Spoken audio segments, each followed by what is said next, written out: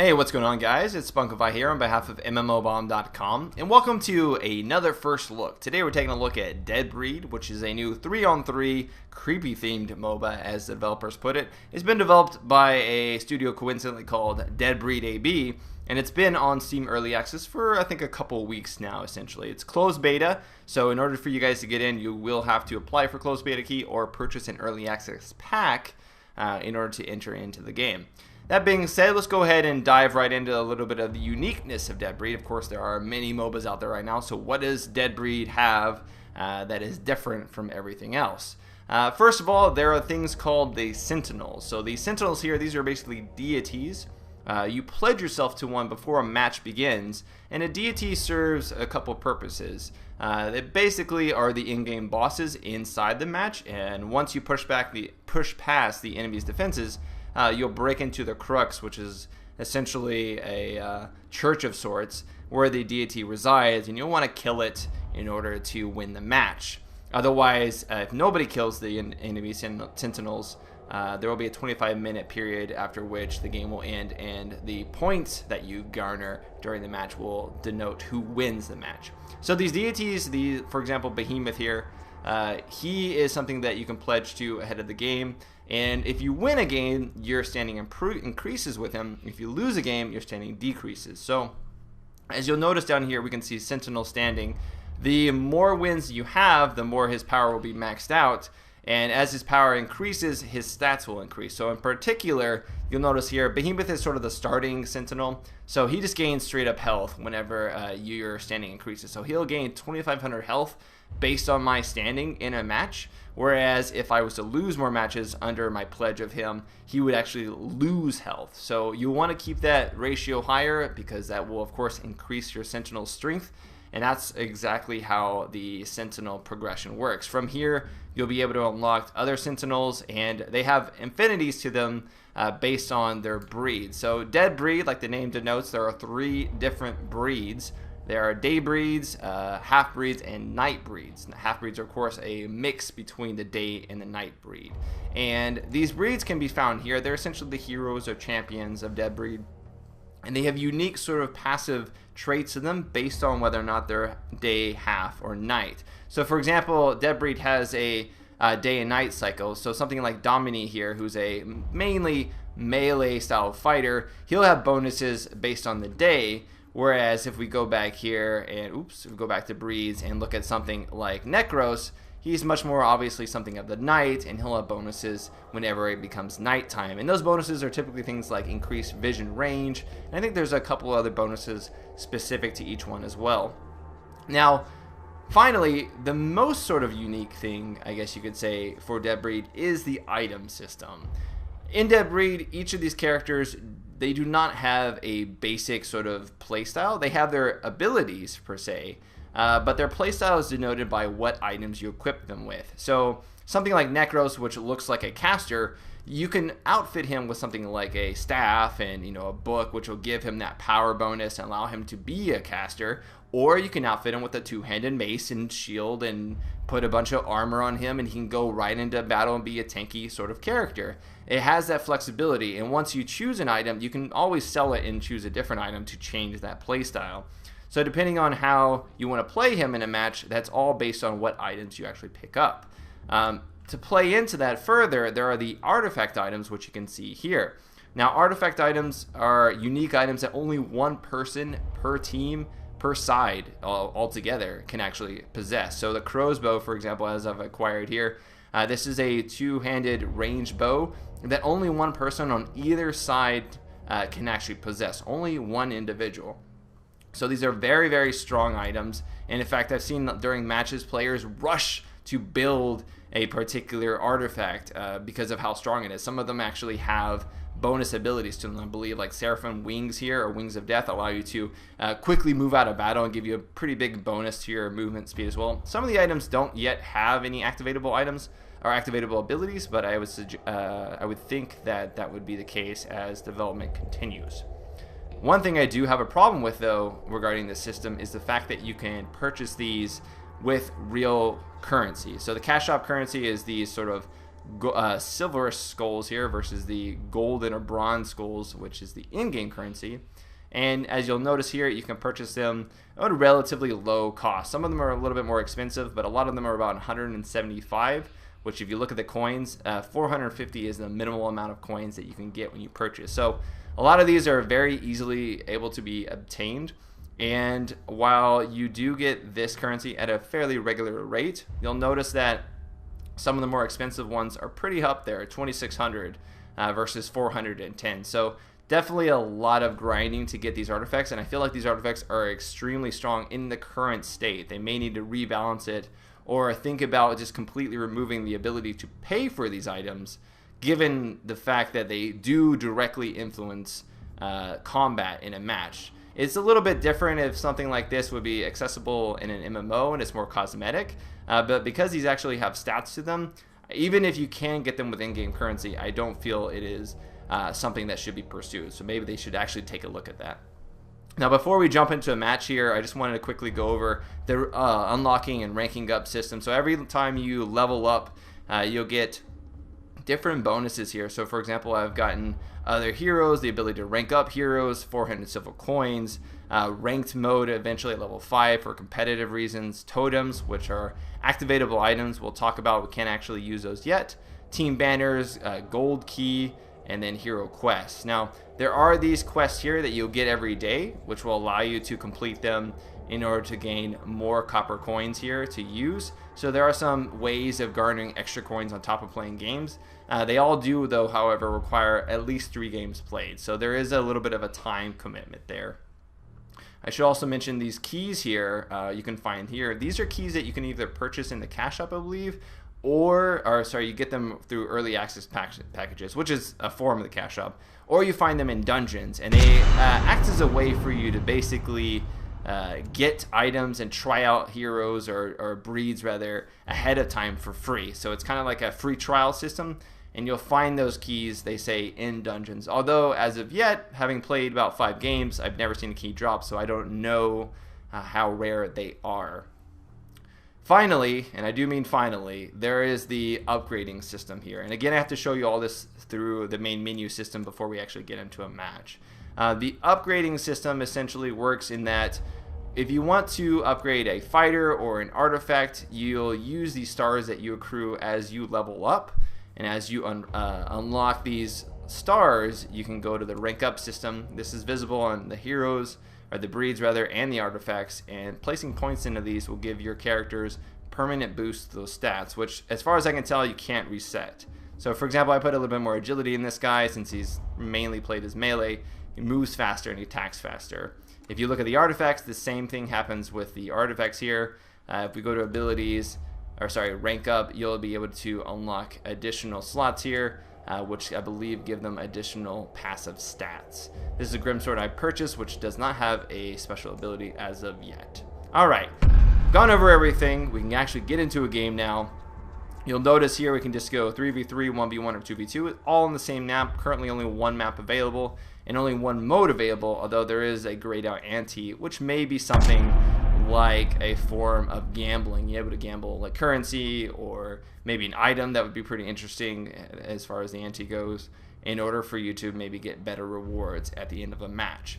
So queue times can be pretty long. It says about 2 minutes and 58. It typically goes much longer than that. We have 3 out of 6 players right now, but Steam doesn't have a huge amount of players on currently. Earlier on the day, I was getting a match maybe once every 4 or 5 minutes, so it was a little bit better. But we're going to go ahead and cut this right here until we get into the actual gameplay. 2 days later, and I finally get a game going. Oh, this took forever. So here we're going, actually selecting our character here, our breeds. I ended up picking Ivy. As you can see, it's a day breed, a mage of sorts. Rather, her abilities are centered around being a mage. She has a lot of crowd control, and she can spawn this little sprout. From this point, we actually get to choose some starting items. So unlike other MOBAs where you would get the item once you load it in the game, you can choose your couple items you're going to start with before you even load in. But you don't get a lot of time, as you can see, only just a few seconds before it actually diverts over to the game itself. So here you can see the lineup. It is a 3-on-3 MOBA. So with that in mind, you're 3 versus 3 in a graveyard type environment here. I didn't get to choose all my items, so I'm going to go ahead and do that now. And we'll have to talk about how atrociously bad that cash shop is. Or sorry, that item shop is. It is horrendously, horribly terrible in the sense that you can't really navigate it properly. Everything is a list. All the item types are listed in these small, just general descriptions. And to actually access each one of them, you have to click it and scroll through each of them and then, you know, collapse it to move on to the next. And it makes for a really troublesome time to buy items here, especially when you're in a MOBA and you're trying to do things really quick and trying to get back into the lane. So what you saw me there do is there's 2 lanes in this graveyard map. There may be more maps, but currently there's only one in early access. The graveyard has a couple different points where these different resources spawn. There's 3 main resources. There is spirit, as well as blood and nectar. Now, spirit is blue, blood is red, of course, and the nectar is gold. And you saw me pick up that gold or yellow nectar because that actually ties directly into one of Ivy's abilities. So her Q ability, which I haven't leveled up yet, essentially allows her to spawn a small plant, and if the enemy walks over it, that plant will explode and deal power damage to them, which is this game's version of magic damage. Essentially, there's power damage, and then there's physical damage, and then armor, and power, armor, and life, so all those other stats that you would expect.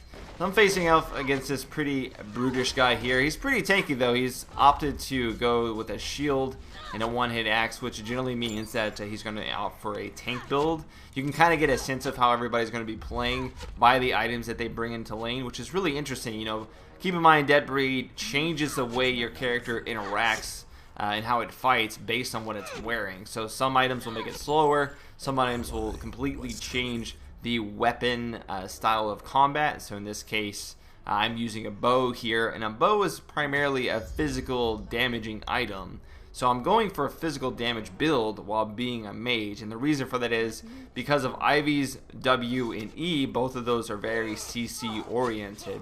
So that allows me to be like this physical damage dealer while still doing a lot of auto attack damage. And here you can see opting to get a first kill, which ironically it doesn't say it's first blood. You'll actually hear later on in the game it says I get first blood, but that clearly was the real first blood in the game. So my W is this AoE that is surprisingly strong and casts enemies in all different directions. They kind of flee randomly in a fear-like ability. And then my E is a root, which allows me to root an individual and deal damage to them. And during that root, they don't really seem to be able to react or attack. It doesn't really make that clear, but it is considered a stun in the game's mechanics. So here you'll see that I'm taking some projectile hits. My teammate ends up actually taking one too many, dies, and it's kind of hard to see those projectiles. I mean, keep in mind, Dead Breed is early access, so a lot of this is subject to change, and dear God, I would hope so, because there's a lot that needs changing from a MOBA perspective. Yeah, he didn't see the projectiles come in, and unfortunately, he got hit one too many times there. He actually has a specific mechanic. I don't remember the breed's name off the top of my head right now, but he has a specific mechanic where if he collects the blood, which there's only one that spawns in the middle of the map every 2 minutes in the case of the graveyard, but if he gets the blood, he'll able to sort of morph himself and permanently gain a damage boost. So those resources are really important. Not only do they fuel everybody, usually one crucial ability, but they'll also allow you to sort of gain additional bonuses. Now, the items themselves, I think I get an extra kill here. They're so low here, ended up taking out this Skeletor dude. Now, the actual resources are used for more than just simple heroes. Here, I'm asking him to get it. I'm trying to get him to grab it, but he doesn't end up taking it. He goes into these small dungeons off the side, which are used for basically the jungle camps. We'll talk about a little of those later. But you saw I picked up this red blood resource, and these resources are used on the map for other purposes. So in this case, the red blood is the only resource used on this map, which allows me to spawn a troll. So there you can see a small item called a troll stone. If I'm able to push this guy away here, I'll be able to place that small stone in the troll area and actually spawn a giant troll to fight with me, which would be quite nice here. So just trying to help out my teammate here. We got a couple of skeletons facing off against each other. You'll notice the enemy skeleton is going for more of a sword and board style fighting, where our skeleton, he's going for the two-handed axe there. So I had to actually drag the red blood from my inventory. You'll notice it's right there in the center. Drag it from my inventory and drop it into the troll bloodstone area in order to summon the troll, and he'll summon in about 30 seconds.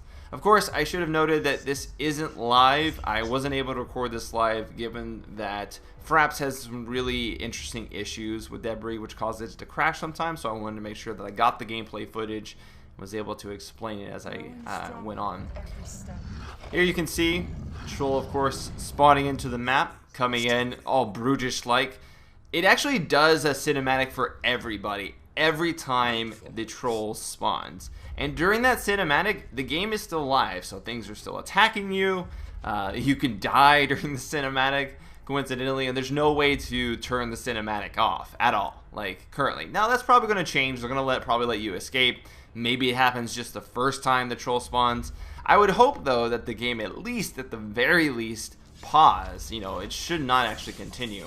And I missed it there, but the troll actually has 2 lives. So after its first life, it will freeze into stone and have a short cooldown whereby it's sort of regenerating. If you don't kill it again or don't kill it during that freeze period, it will respawn with full health, and then upon dying again, it will die and subsequently stay dead.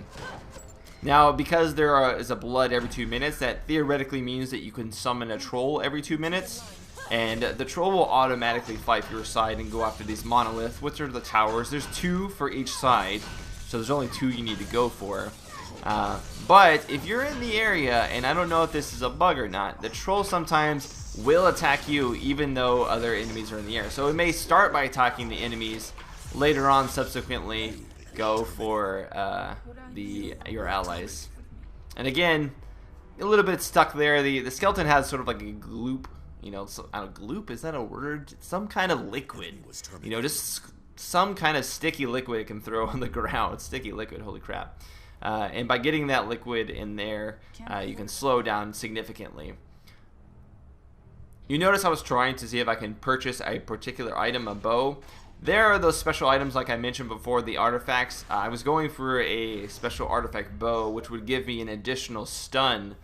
You'll notice on the right hand side, that small little UI bar, that's your item bar, and you can use 1 through 4 or 5 to activate any items that have special abilities on that bar, just like you could any other MOBA here.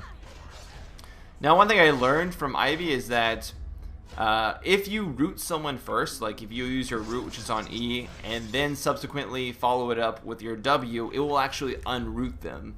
So while they'll be stunned, they'll then proceed to flee. It overrides. And I don't know if that's a bug. I would hope it is. I would rather just be able to drop the damage on them and not have them run around in areas. So I'm working for the bow. I'm hoping that I get it first. I believe the enemy's working towards a pair of wings, which you get through the cape.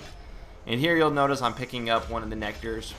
Although I don't think I've skilled up my Q yet, mainly because it kind of feels, a lot of the Qs for certain characters feel a little bit useless, and I can understand what they were going for. They were trying to like force people to, you know, tactically go after these resources and sort of vie for them, because it gives you these unique bonuses and the ability to use really important abilities.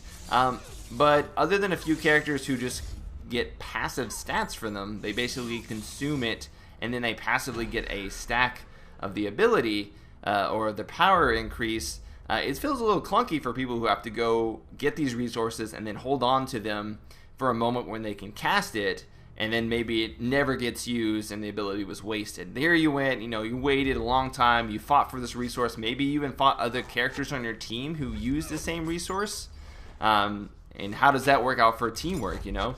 But then once you actually get the nectar or whatever you need to actually use, you can't actually use it to full effect. So there's the blue resource, the spirit. It's sort of the most prevalent resource, the most widely available. Every minion that's killed drops one essentially for you to pick up. And upon picking them up, you can use them for certain abilities if you're a character who actually uses the spirit. I haven't played one as of yet. But otherwise, there is also a purpose of using it to reduce a death timer. So when you die, you'll notice me using this later. When you die, there is a small timer in the left that allows you to rank it up essentially with these spirits by spending these spirit balls or resources, getting a smaller death timer. It's almost a little bit like a pseudo buyback in something like Dota 2. So at this point, this guy is freaking tanky, and I cannot do very much damage to him at all. By subsequent, he's able to do quite a lot to me, mainly for the fact that I don't have any armor on at all right now. So I'm getting away. I've managed to stun them, and my R is available, which usually allows me to heal up some fairly significant damage here. What I failed to realize is that the ability doesn't really have any baseline healing if you don't have any power. So it's pretty much useless. Now, I don't know if it was a bug, but it seemed to be the case. Usually, you'll stop in place, and because Ivy is sort of like a plant, she would naturally regenerate using photosynthesis, which is the ability. But without any power, I kind of just stood there and made myself an easy kill. But that's alright. We've got the crow's bow now, so we've tunneled our way into buying our main item there. Can't really get any other power items, which would boost my abilities, and of course my IR, my photosynthesis, because when you use the bow, it takes up 2 slots, and depending on the item, they may be a one-handed or a two-handed item to use. So I am opting for a little bit of power through my cloak right now, and later on I'm going to end up swapping that cloak out for another legendary, which I'll go for. So again, I'm still opting to go the really squishy route. I've got a lot of CC, I've got wings, so I've got the bow so I can stun, so I have the ability really to keep people at bay, and I'm opting to do that instead of just make myself tankier. Generally speaking, because of the way that characters can be built, you can theoretically build your character however you want, and they will be viable in that way. Maybe just your abilities won't necessarily be the most effective for that role, but viably speaking, you will be tanky, you will be up there, and it'll be hard to kill you. Because those are the items that you've gone for, and they really have done a good job sort of making it feel like whatever items you're wearing or using makes sense, you know, and sort of the reactionary gameplay that happens. Oh, this person looks like they're a range, you know, hero with minimal armor. They're gonna not take a lot of damage. That's very, you know, the case. Some artifacts give you wings. Oh, these characters are gonna be naturally faster. Oh, this character has a shield that makes him really tanky. You know, notice here I'm trying to take this guy out, and he's just not taking very much damage at all. Mainly because I don't have any power armor right now, or power damage. So my abilities are just doing baseline damage here, and I'm kind of relying on my auto attacks. Which for him, he's building armor, which directly counters that. There's power armor, or there's power armor that deflects power damage, and then there's regular armor which deflects, you know, physical damage. Here's a case of one thing I really don't like is the animations when it comes to attack animations particularly. A lot of times your character will not actually get off any of the attack until the full animation completes. So if you have a pretty long attack animation, if he moves out of range as you begin the attack animation like you saw, what that means is they'll move out of range before you can actually finish off your attack. So crows come out for my bow, which does a small stun there, and I'm able to chase him off. Unfortunately, not to take him out, but maybe get a kill on this rudish individual here. Little skeletons coming in to help, which I gotta say thank you to this guy here that went ahead and helped out in this game. The queues were so long, it took me about 45 minutes over the course of several days just to get a singular game at a time. There are not very many people available currently, which is usually the case for something that's in early access and normally you would have to pay for to gain access to. People generally don't tend to pay for early access to MOBAs in particular. Alright, so I'm summoning another troll here. And again, 30 seconds it will spawn. And we're up ahead a decent amount. Actually, by the looks of it, they're ahead 2 points. So there's 2 ways you can win in the game. You can make your way to the enemy crux, you can kill their sentinel, or after 25 minutes, the game will just automatically tally up the point system and decide a winner off of that. Now, I don't know why they decided to cap it at 25 minutes. Honestly, 25 minutes feels like just when the game should be entering late game. But by comparison, it feels much more like the game is just starting to get interesting as you get a lot of artifacts on the field. and suddenly, if one team isn't really snowballing, it just kind of becomes this stalemate where, oh, someone's declared the winner. So I'm looking like, okay, I want to go for these wings here. And to actually get this item, it is so difficult. So I have to first sell the cloak on my back, which it's not really clear how to get the sell menu to come up. You have to double click it a bunch of times. And then I'm finally able to find the item that I want to buy. And as you can see, the artifact items are pretty cool looking. You know, I got giant wings, and these wings actually fly me up in the air and make me invulnerable for a short amount of time, which I wasn't aware when I used it initially. But we're just going to sit back and enjoy this team fight here for a second, because I do some work here. Get some crows off with a stun. Another stun to follow that up, and look at this. Look, I'm just... He can't do anything. He's just stunned the whole time. I think it would have been a genocide by me, but, you know, I had a little bit of backup there from the Skeletor. Definitely will take that there from him. And remember, because I have the wings and the bow, no one else on any team, my team or otherwise, can get those items. So it does make your character feel pretty unique. There are a lot of interesting mechanics, like the dungeons, for example, but I just feel currently in this iteration they're not implemented well and they're somewhat clunky. The combat is clunky. In these dungeons, there's supposedly enemies, but currently right now it looks like after you clear them out, the enemies don't really respawn on the same timer as the gold which you get from them, which means that you just get gold for free, as I'm doing here. There's no real reason for anyone to come in here and work as a team, because once they're cleared out, it seems like they just stay cleared.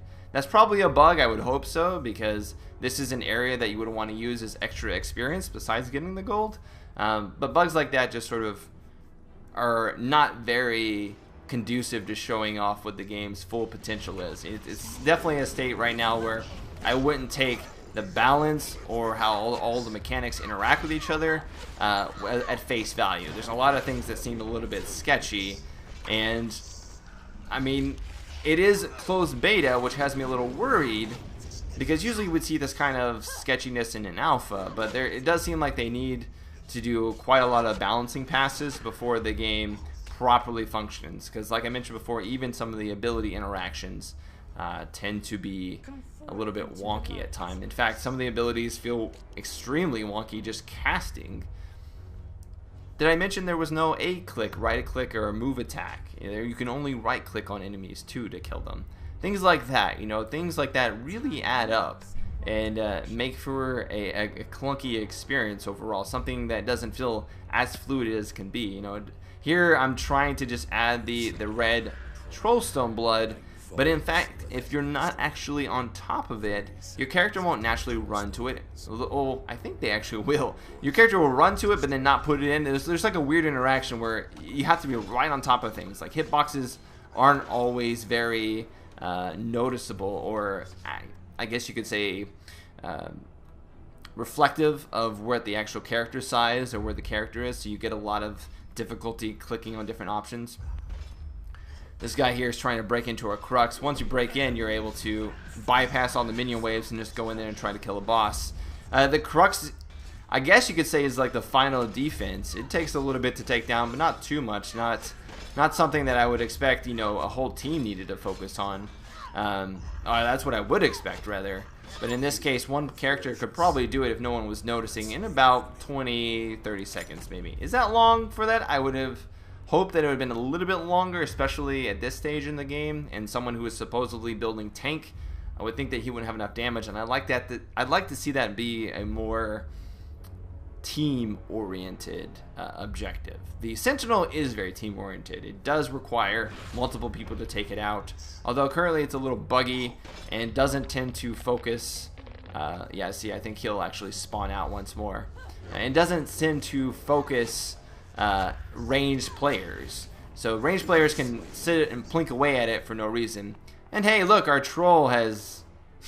he's like perpetually dying and resurrecting. I don't know. He's stuck there in the corner. At this point, whatever. You know, there's a lot of bugs that I've seen. And so you just got to take that all as things that the developers are hopefully going to work out. Alright, so we're just bypassing. We've already taken out the monolith, and it looks like our creeps have already broken through the crux. So I just kind of came in here to see, you know, see what's up. And again, there's another cinematic here. No roof on the monolith currently, or the crux rather. But I can sit here and I just went ahead and placed one of my flowers down. As you can see, that won't go off until an enemy goes over it, but I just placed it down in case someone would come up behind me. And you'll notice here, okay, there's one range blast, okay, but I'm just freely standing here to the side. Can't really use any abilities on or anything like that, but you know, really don't have a problem just blinking away at it. It's fairly boring though. And this is definitely something that I expect to be fixed, because at the moment, ranged characters have such an advantage over melee. Like, it's incredible the advantage they have. Not only are things like this, you know, where creeps don't necessarily, or enemies don't attack you at range, but what you'll find is that if you're a melee hero and you go into melee range of creeps, the ranged creeps and I think nearby melee creeps will immediately focus you over creeps. So it makes last hitting a pain, an absolute pain.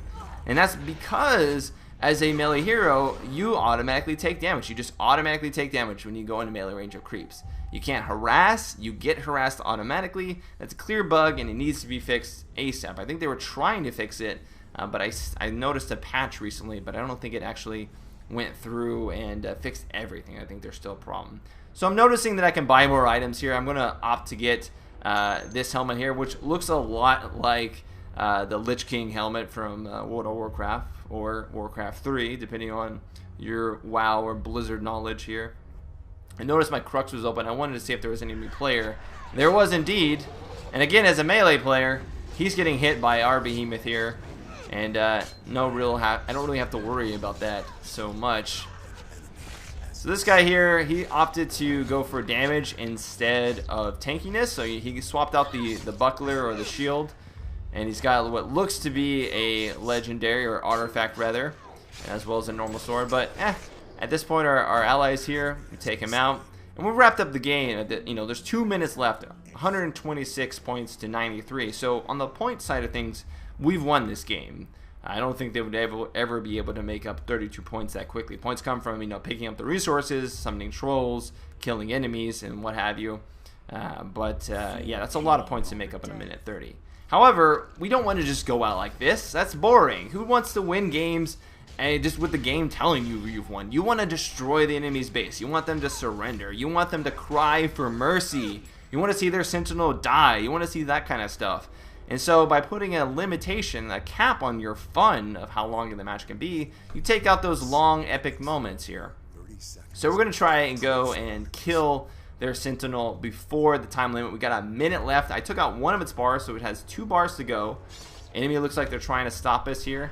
We're going to get in here, and I think we're going to manage to take it out at the very last second with some crafty use of abilities here. But alright guys, that's going to go ahead and be my first impressions here of Dead Breed. Of course, the game is in closed beta, early access on Steam. You can purchase a Founders Pack of sorts to get in. But if you don't want to do that, you can always sign up for the closed beta or check out mmobomb.com. We have been having giveaways for the game fairly recently, and I suspect we'll get more keys in the future, which will definitely help out with queues. But until then, check out more information about Dead Breed on mmobomb.com. Enjoy the first look, and until next time, I'll see you later. Spunkify out. Later, guys. Accept your model as well. 8, 7, 6.